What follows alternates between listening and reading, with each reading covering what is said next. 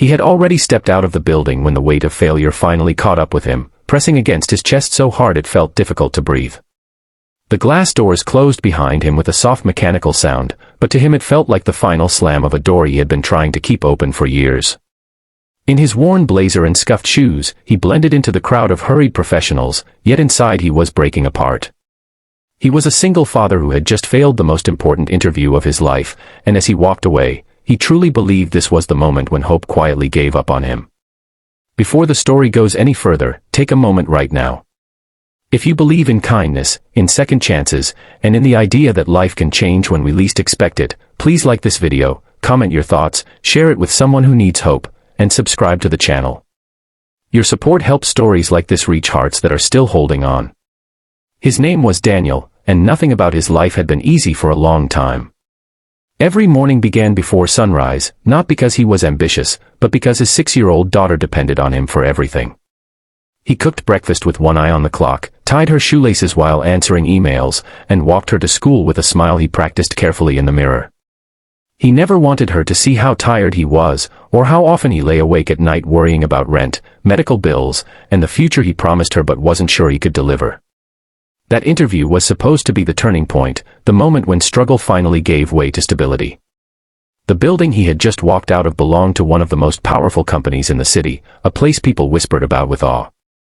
Getting an interview there felt like winning a lottery ticket, and Daniel had prepared for weeks. But preparation could not hide the cracks in his life. His resume showed gaps where grief and responsibility had taken over. His hands trembled as he spoke, and his mind kept drifting back to his daughter waiting at school, trusting that her father would come through again. He saw the polite smiles of the interview panel, the way their eyes moved from his papers to the clock, and he knew even before it ended that he hadn't made it. As he walked down the wide marble steps outside, the city felt colder than usual. People brushed past him without noticing the storm inside his chest. He replayed every answer he gave, every moment he hesitated, wondering where he went wrong. He told himself to stay strong, because later that day he still had to help with homework, still had to smile at bedtime. But right now, alone in the crowd, the disappointment hurt more than he expected. He didn't know that behind him, high above the lobby floor, someone important was watching him leave. The CEO of the company, a billionaire known for his sharp instincts and relentless standards, had not planned to sit in on interviews that day. But something had pulled his attention toward the glass walls overlooking the entrance. From there, he saw Daniel step outside, shoulders slumped not in laziness but in exhaustion. The CEO had built an empire from nothing himself, and he recognized that walk instantly. It was the walk of someone who had given everything and still come up short. Something about it stirred a memory he hadn't visited in years. As Daniel crossed the plaza, he pulled out his phone and stared at a picture of his daughter smiling with missing teeth and bright eyes.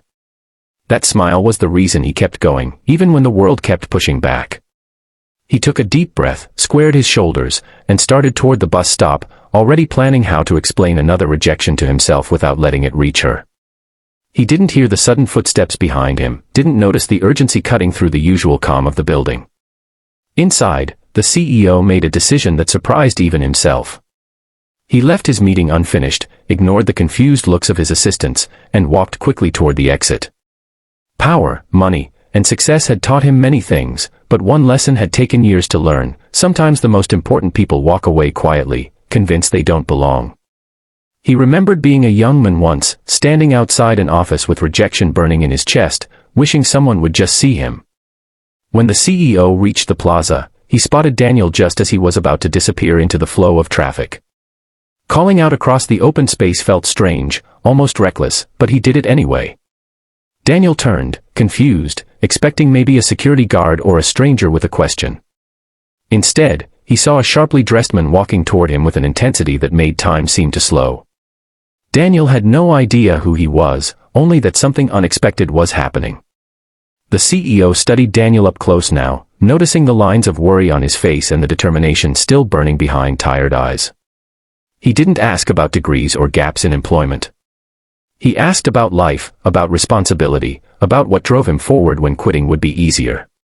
As Daniel spoke, the words poured out, not polished or perfect, but honest. He spoke about his daughter, about wanting to be someone she could be proud of, about how failure felt heavy but giving up felt worse. For the first time that day, he felt seen. People passing by slowed down, sensing that something unusual was unfolding. The city noise faded into the background as the CEO listened carefully, his expression unreadable but his attention fully present. He saw not a failed candidate, but a man shaped by hardship, someone who understood perseverance in a way no textbook could teach.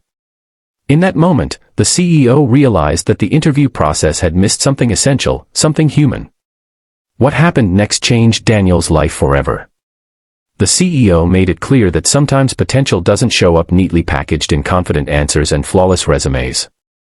Sometimes it shows up in the quiet strength of someone who keeps going for the sake of another human being. He offered Daniel a chance, not as charity, but as recognition. A chance to start, to learn, to prove what struggle had already taught him. Daniel felt his knees weaken as hope rushed back in, sudden and overwhelming. The days that followed felt unreal. Daniel went from counting coins at night to walking into a workplace that valued his effort and integrity. He worked harder than he ever had, not out of fear, but gratitude. Every late night was a reminder of that moment on the plaza, when someone chose to run after him instead of letting him disappear. His daughter noticed the change too, not in the money, but in the lightness of her father's smile, the way stress slowly loosened its grip on him. The CEO watched Daniel grow into his role, not just as an employee, but as a leader others respected. It reminded him why he built his company in the first place, not just to generate wealth, but to create opportunities where talent and character could rise together. The decision to run after one man rippled outward, changing more lives than either of them could have imagined. As this story comes close to its end, pause for a moment and reflect. If this journey moved you, if it reminded you that kindness can change a life and that second chances matter more than we think, please like this video, share it with others, and subscribe to the channel. Your engagement helps spread stories that keep hope alive.